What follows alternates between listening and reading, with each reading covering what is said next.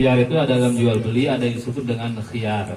Khiyar itu ialah boleh memilih antara dua, yaitu meneruskan atau membatalkan jual beli. Nah, jadi dalam aturan jual beli itu kita ada punya pilihan antara meneruskan jual belinya atau tidak.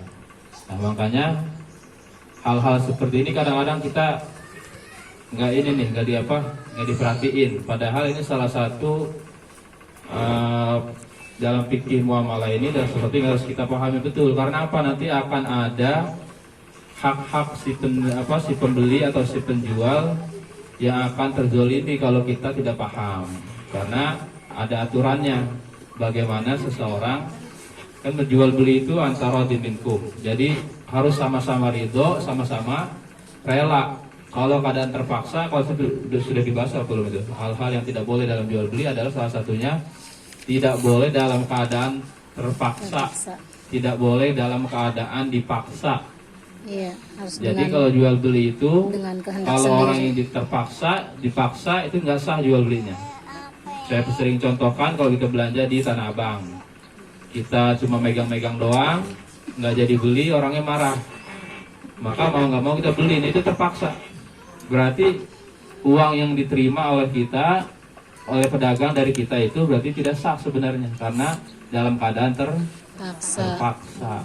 Nah, makanya biar sama-sama ridho, kadang-kadang orang kita sudah beli barang tapi kita berubah pikiran. Nah, ini ada aturannya, boleh sebenarnya dikembalikan. Namanya ada ikhtiar, boleh diteruskan atau boleh dibatalkan.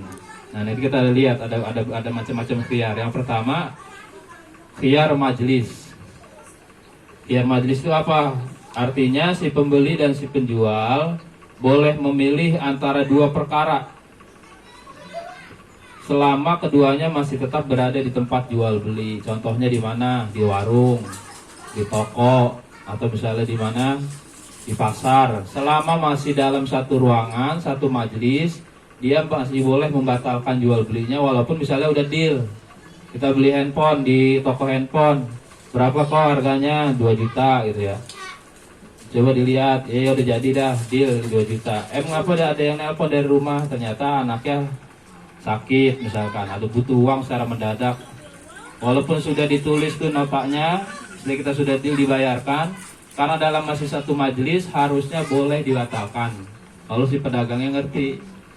Karena apa? Dalam masih satu majelis ada yang namanya khiyar majelis. Dalam masih satu toko, kita masih di dalam, mau membatalkan masih boleh sebenarnya.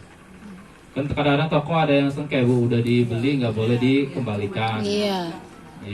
Kalau handphone juga kadang kita nggak boleh dibuka dulu tuh yang itu ya, kalau beli baru. Iya, nggak boleh. Kalau mau beli itu harus jadi dulu baru dibuka. Iya. Padahal kalau dalam masih satu toko, masih di ruangan, masih boleh dibatalkan. Nah, kalau kita nggak ngerti ini, kita berdagang nggak ngerti aturan ini, bisa jadi kita menzolimi orang yang sebenarnya nggak jadi mau beli. Makanya dulu Umar bin Khattab itu sering ngecek ke pasar. Orang yang dagang di pasar itu dicek, ngerti nggak fikih muamalah. Kalau dites nggak bisa, suruh pulang dulu, jangan dagang dulu, belajar dulu. Kalau sekarang kita dagang ada yang nanyain begitu nggak, Bu? Nggak ada. Dikali gitu ditanyain sama guru ngajinya, udah ngerti belum? Kalau sekarang pokoknya punya modal, punya kemauan, dagang ya jalan. Padahal memang ada aturan-aturan dalam fikih itu yang kita harus ngerti. Karena apa? Kalau nggak ngerti, nanti khawatir terjebak pada hal-hal yang dilarang dalam jual beli, atau perkara yang goror, atau perkara yang riba. Jadi ketika kita nggak ngerti, ada perkara-perkara yang nanti kita dapatkan uang itu tidak sah. Kalau tidak sah berarti haram.